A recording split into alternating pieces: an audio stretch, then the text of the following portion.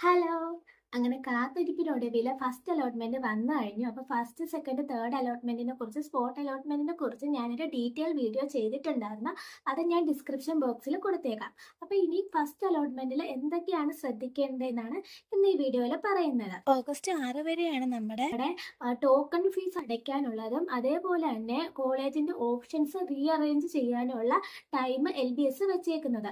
അപ്പോൾ ഈ ഓഗസ്റ്റ് 6-ന് 5 മണിക്കുള്ളിൽ വേണം ഇത് ചെയ്യാനായിട്ട്. അപ്പോൾ ഈ 5 മണിക്കുള്ളിൽ തന്നെ നമ്മളിപ്പോൾ ഏത് കോളേജാണോ കിട്ടിയത് ആ കോളേജിൽ വേണ്ടി ടോക്കൺ ഫീസ് അടയ്ക്കണം. അപ്പോൾ ടോക്കൺ ഫീസ് ഒന്നെങ്കിൽ നമുക്ക് ഫോണിൽ ഓൺലൈൻ വഴിയായിട്ടോ അല്ലെങ്കിൽ ബാങ്ക് വഴി ചെല്ലാനും വഴിയോ അടയ്ക്കാൻ പറ്റുന്നതാണ്. അപ്പം എന്ത് ചെയ്യണം? ടോക്കൺ ഫീസ് ഉറപ്പായിട്ടും അടയ്ക്കണം. ഈ ടോക്കൺ ഫീസ് അടച്ചാൽ മാത്രമേ നമുക്ക് ആ സീറ്റ്, ഇപ്പം കിട്ടിയ സീറ്റ് സെക്യൂർ ആക്കി വെക്കാനായിട്ട് പറ്റുള്ളൂ. ഈ ടോക്കൺ ഫീസ് അടയ്ക്കാത്ത പക്ഷം എന്ത് ചെയ്യും?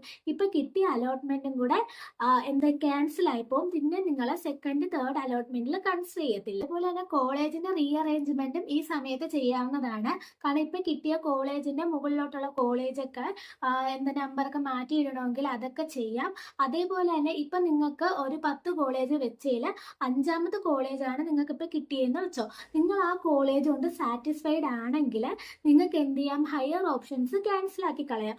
അങ്ങനെ ചെയ്യുമ്പോഴേക്ക് എന്ത് ചെയ്യാം? അടുത്ത സെക്കൻഡ്, തേർഡ് അലോട്ട്മെന്റിൽ പിന്നെ നിങ്ങൾക്ക് അതേ കോളേജിൽ തന്നെ അഡ്മിഷൻ കിട്ടുന്നതാണ്. എന്ന് പറയുമ്പോൾ പിന്നെ മാറി വരത്തില്ല. നിങ്ങൾക്ക് ഇപ്പോൾ ഫസ്റ്റ് അലോട്ട്മെന്റിൽ ഏത് കോളേജാണോ കിട്ടിയ ആ കോളേജ് തന്നെ സെക്കൻഡ്, തേർഡ് അലോട്ട്മെന്റിൽ കിട്ടുന്നതാണ്.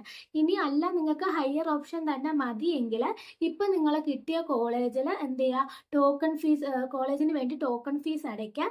അപ്പോഴേക്ക് സെക്കൻഡ്, തേർഡ് അലോട്ട്മെന്റിൽ ചിലപ്പോൾ അത് മാറി വരും. അപ്പോൾ ഉറപ്പൊന്നുമില്ല.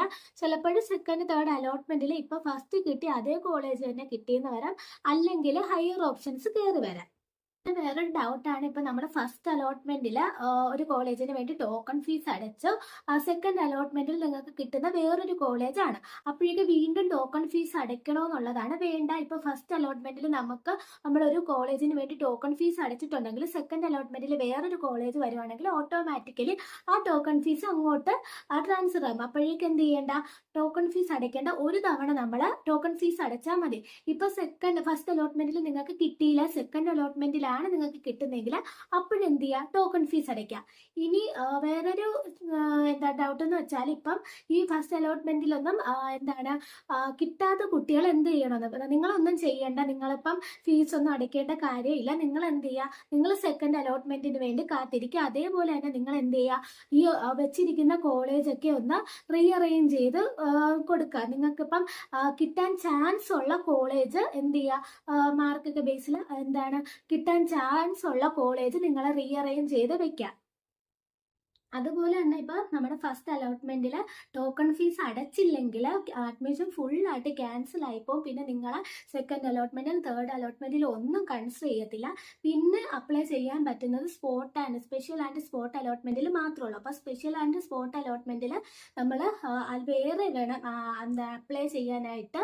അപ്പോഴേക്ക് അത് ഈ സ്പെഷ്യൽ ആൻഡ് സ്പോട്ട് അലോട്ട്മെന്റ് എന്ന് പറയുമ്പോൾ ഓരോ കോളേജസിനകത്തുള്ള സീറ്റ് വേക്കൻസി അനുസരിച്ചായിരിക്കും വരുന്നത്. അപ്പോൾ അതിനകത്ത് എല്ലാ കോളേജസും ഒന്നും ഉണ്ടായിരിക്കണമെന്നില്ല. ഇപ്പം കുട്ടികൾ അവിടുന്ന് അഡ്മിഷൻ എടുക്കാത്തതോ അല്ലെങ്കിൽ അവിടുന്ന് ട്രാൻസ്ഫർ ആയിപ്പോയോ അങ്ങനെയൊക്കെ വരുന്ന സീറ്റ് വേക്കൻസി മാത്രമായിരിക്കും സ്പെഷ്യൽ ആൻഡ് സ്പോട്ട് അലോട്ട്മെന്റിൽ വരുന്നത്. അപ്പോഴേക്ക് നിങ്ങൾ എന്ത് ചെയ്യുക? ഇപ്പം നിങ്ങൾക്ക് അഡ്മിഷൻ കിട്ടാതെ ഇരിക്കുന്ന സാഹചര്യത്തിലോ അല്ലെങ്കിൽ ഇപ്പം നിങ്ങൾക്ക് വേറെ കോളേജസ് വേണമെങ്കിൽ നിങ്ങൾ എന്ത് ചെയ്യുക? ആ സ്പെഷ്യൽ ആൻഡ് സ്പോട്ട് അലോട്ട്മെന്റിൽ അപ്ലൈ ചെയ്യുക. പിന്നെ കുട്ടികൾ ചോദിക്കുന്ന ഒരു ഡൗട്ടാണ്, സിൻമെറ്റ് കോളേജസ് ആണോ സെൽഫ് ഫിനാൻസിങ് കോളേജസ് ആണോ നല്ലതെന്ന്. എൻ്റെ ഒരു അഭിപ്രായത്തിൽ സിൻമെറ്റ് കോളേജസ് ആയിരിക്കും നല്ലത്. കാരണം എന്ന് വെച്ചാൽ സിൻമെറ്റ് എന്ന് പറയുമ്പോൾ ഗവൺമെൻറ്റിൻ്റെ അംഗീകാരം ഉള്ളതായിരിക്കും. അപ്പോഴേക്ക് ഈ സിൻമെറ്റിൽ പഠിക്കുന്ന കുട്ടികൾക്ക് കൂടുതൽ പോസ്റ്റിംഗ് കിട്ടുന്നതും ഗവൺമെൻറ് കോളേജസിലായിരിക്കും. അപ്പോൾ പ്രൈവറ്റ് കോളേജ് എന്ന് പറയുമ്പോൾ ഒരു പ്രൈവറ്റ് മാനേജ്മെൻറ്റിൻ്റെ ആയിരിക്കും. അപ്പോൾ അവിടുത്തെ കാര്യങ്ങളും എല്ലാം ആ പ്രൈവറ്റ് മാനേജ്മെൻ്റ് ആയിരിക്കും നോക്കുന്നത്. അപ്പോൾ സിൻമെറ്റ് എന്ന് പറയുമ്പോൾ ഗവൺമെന്റിന്റെ അണ്ടറിൽ വരുന്നതുകൊണ്ട് തന്നെ കുറച്ച് ഗവൺമെന്റ് പോളിസീസ് അനുസരിച്ചായിരിക്കും ഇത് വർക്ക് ചെയ്യുന്നത്. അതേപോലെ ക്ലിനിക്സിന്റെ കാര്യമാണെങ്കിലും നല്ല ഗവൺമെന്റ് കോളേജസിൽ പഠിക്കുന്ന കുട്ടികളെ പോലെ തന്നെ ഇവർക്ക് ഗവൺമെന്റ് ഹോസ്പിറ്റൽസിൽ ക്ലിനിക്സ് കിട്ടുന്നതാണ്.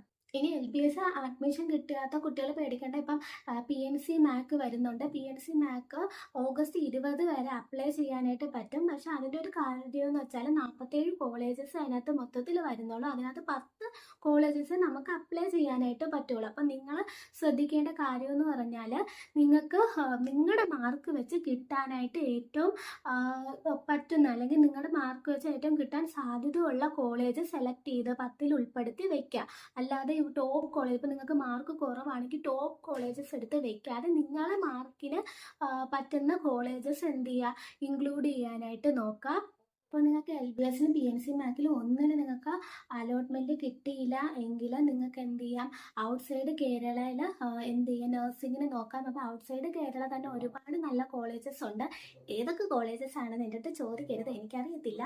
അപ്പോഴേക്കും ഒരുപാട് നല്ല കോളേജസ് ഉണ്ട്. അത് എല്ലായിടത്തുമൊക്കെ തിരക്കിയിട്ട് നിങ്ങൾ ഒന്ന് അഡ്മിഷൻ എടുക്കാനായിട്ട് നോക്കുക. കാരണം ഇപ്പോൾ ഔട്ട്സൈഡ് കേരള ആണെങ്കിൽ പോലും ഇന്ത്യയിൽ വരുന്ന എല്ലാ കോളേജസും എന്ത് ചെയ്യുന്ന ഇന്ത്യൻ നാഷണൽ കൗൺസിലിൻ്റെ അണ്ടറിൽ വരുന്നതായിരിക്കും. അപ്പം ഔട്ട്സൈഡ് കേരളം നിങ്ങൾ അഡ്മിഷൻ എടുക്കുമ്പോൾ അത് ശ്രദ്ധിക്കണം. എന്താണ്, INC അഫിലിയേറ്റഡ് ആണെന്ന് നോക്കണം. ഇപ്പോൾ കേരളത്തിൽ തന്നെ നമ്മൾ LBS വഴി എല്ലാ വഴിയും നമ്മൾ അഡ്മിഷൻ എടുക്കുന്ന കോളേജസ് INC അഫിലിയേറ്റഡ് ആണെന്ന് നോക്കണം. അപ്പോൾ INC അഫിലിയേറ്റഡ് ആയിട്ടേ കാര്യമുള്ളൂ.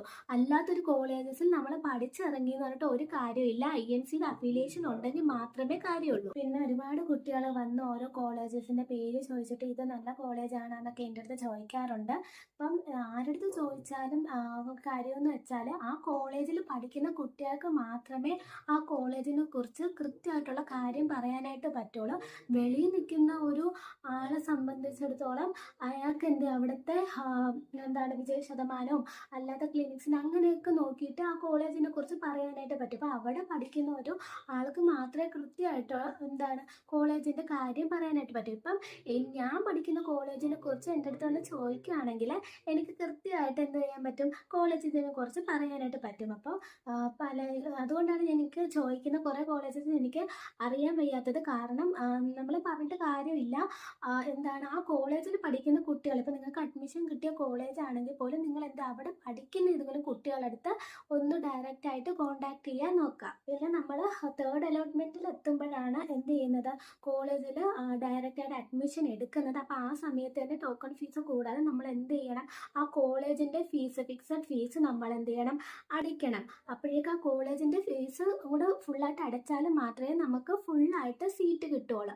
അപ്പോഴേക്ക് ആ സമയത്ത് തന്നെ നമുക്ക് ഒരുപാട് ഡോക്യുമെൻറ്റ്സ് ഒക്കെ കോളേജിൽ സബ്മിറ്റ് ചെയ്യേണ്ടതായിട്ട് വരും. അപ്പോൾ അതൊക്കെ വെബ്സൈറ്റിൽ പബ്ലിഷ് ചെയ്യും, ഏതൊക്കെ ഡോക്യുമെൻറ്റ്സ് ആണ് നമ്മൾ സബ്മിറ്റ് ചെയ്യേണ്ടത്. പിന്നെ കോളേജിൽ നിന്ന് പറയും. അപ്പം ആ സർട്ടിഫിക്കറ്റ് ഒക്കെ നേരത്തെ കരുതി വെക്കുക. അപ്പോഴേക്ക് ഏറ്റവും ഇമ്പോർട്ടൻ്റ് ആയിട്ടുള്ള ഡോക്യുമെൻറ്റ്സിൽ ഒന്നാണ് TC, ട്രാൻസ്ഫർ സർട്ടിഫിക്കറ്റ്.